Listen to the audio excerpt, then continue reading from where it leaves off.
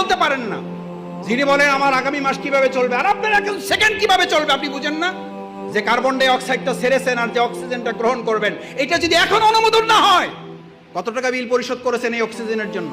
অনলাইনে না অ্যানালগে জমা দেন? কোন অ্যাকাউন্টে জমা দেন? এটা কোন অ্যাকাউন্টে? এত কি ভাবেন ভবিষ্যৎ? ভবিষ্যৎ কি? ভবিষ্যৎ তো অক্সিজেন। এই এখন কার্বন ডাই অক্সাইডটা ছেড়েছেন, অক্সিজেনটা আর যদি না ঢোকে এখন কি কারণ লাগবে?